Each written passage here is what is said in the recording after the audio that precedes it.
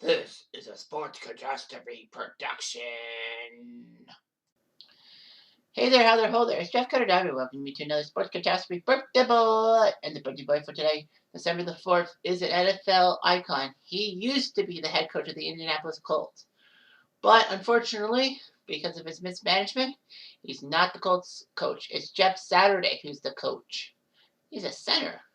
Well, anyway, this guy actually. Now, a lot of people are thinking, why are you doing this guy? Well, simple, because of what's in the picture. And the fact that this quarterback is the only quarterback to lead the largest NCAA and the largest NFL comeback of all time, still to this day. He is 61 years old, and he is Frank Reich. I know there's jokes about his last name, but I won't say it. Anyway, so he attended high school in Pennsylvania and then was accepted to the University of Maryland on an athletic scholarship. He played for the Terrapins, actually backing up Boomer Esiason for 3 years.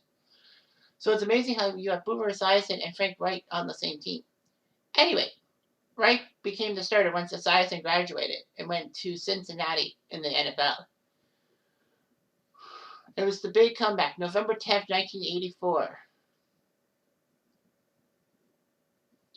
The Miami Hurricanes were on home turf at the Orange Bowl Stadium and crushing Maryland in defined powder, 31-0.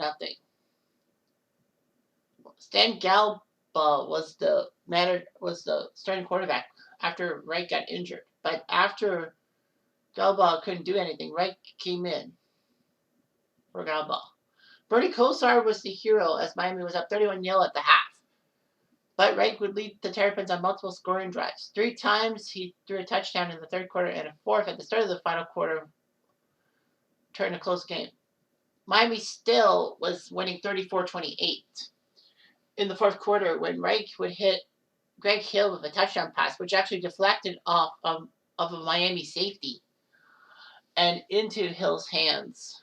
Maryland outscored Miami 42-9 in that second half and won 42-40, completing the largest comeback in NCAA history. I thought, is it not? Oh, my fault. I'm learning that Michigan State, when they were down 38-3 to Northwestern in 2006, is the largest comeback. Well, whatever. He did at one point. I'm sorry. Regardless, Buffalo decided, hey, we need a quarterback just in case Jim Kelly decides to stay in the USFL. Because Jim Kelly, when he was drafted by Buffalo, didn't like Buffalo, so he went to the USFL. But with the USFL starting to get in trouble, Kelly knew that he had an NFL job and he better take it. So he did Buffalo. Reich actually, I don't remember if Reich played in that 85 season, because I know that was the season before Jim Kelly came crawling to Buffalo. No, I guess not. But anyway, Reich got his first start when Kelly went down with an injury in 1989.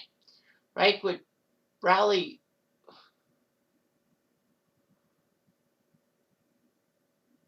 the Bills to a big win over the LA Rams.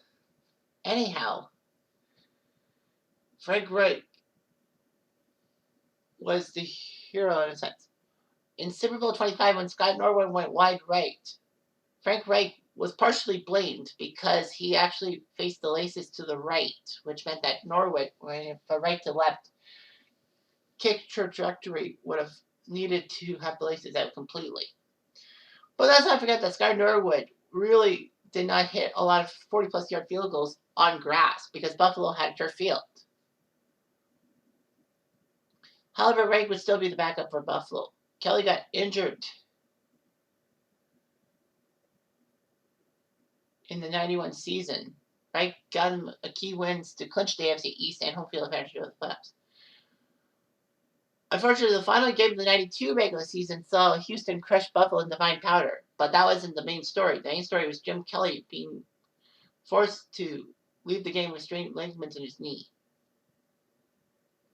Reich would be the starter for the wildcard game. No way Jim Kelly was going to come in and play. And Houston looked good. A pick six made it 35-3 for the Houston Oilers, and it looked like Houston was headed straight to, I believe, Pittsburgh. And all that. So, anyway, Buffalo was in trouble. But thankfully for Frank Reich, he knew he could come back with the game. Boomer Esiason, when he was a studio analyst for the NFL on NBC, NBC doing the AFC games in 1993, said, he knew that his roommates, Reich, did lead Maryland to the biggest NCAA football comeback, so why not the NFL? And he did. He famously threw a touchdown passes to Andre Reed and Don Beebe, although one of Beebe's catches actually should have been incomplete because Beebe did step out of bounds and then went back in. And if he was touched by a defender, then he was legally allowed to continue. But that's neither here or there. And there was no instant replay. So Buffalo did win the game 41-38 on an overtime goal, a field goal by Steve Christie, Canadian. Anyhow, so it was huge how Reich did his job, and Buffalo pulled off the win. They called it the comeback in Buffalo and the choke in Houston for good reason. Buffalo crushed Pittsburgh in the divisional round in Pittsburgh 24-3, which was shocking. I mean, how do you do that? Reich was the only quarterback at the time in NFL history to start multiple games and not lose in the playoffs. Kelly would be fine by the time the AFC Championship happened, and Buffalo did go into Miami and beat them 29-10. People forget that Buffalo that season did not win the division. That was Miami. Buffalo would face Dallas in Super Bowl 27. It was a shit show if you're a Bills fan. Everyone knows that 52-17 game. And Kelly was injured again in the first half of the Super Bowl. So guess what? Frank Reich had to come in. He did make the score respectable at 31-17, but then the Cowboys put up 3 touchdowns in the fourth quarter. It would have been a fourth if Leon Lett hadn't celebrated too early. Reich did his best, but then he would sign with the Carolina Panthers and be part of the Panthers' inaugural season. He actually threw the first touchdown pass in franchise history to Pete Metzelaars, his former teammate with Buffalo, at Clemson Memorial Stadium. You're thinking, Clemson Memorial Stadium? How? Well, Carolina's current stadium was undergoing construction, so they had to find somewhere. And they went to South Carolina to play their first season and then went back to North Carolina and all that. That's kind of weird. But they're the Carolina Panthers, not the Charlotte Panthers. Carolina did draft Kerry Collins, thinking that he's their definite number one soon. But because he's out of college, Carolina didn't want to rush him, so they let Reich start 3 games until Collins was deemed ready.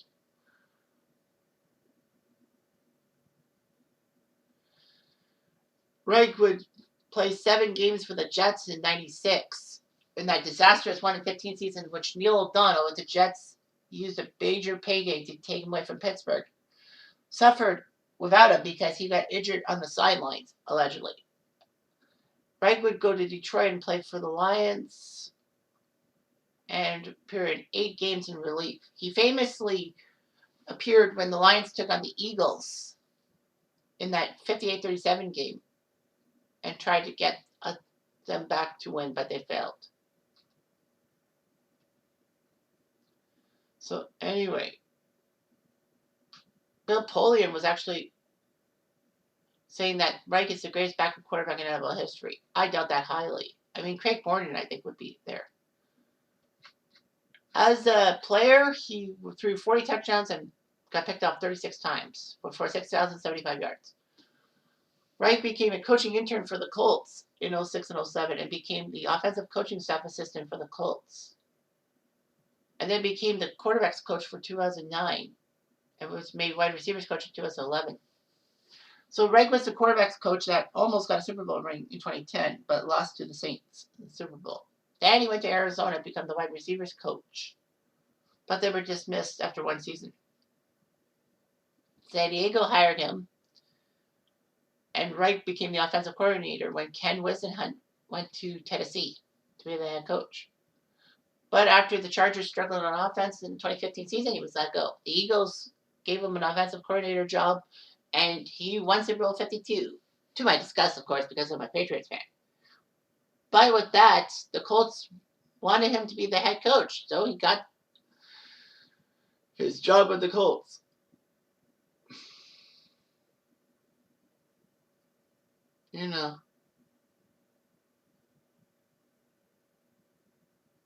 It was just what it was.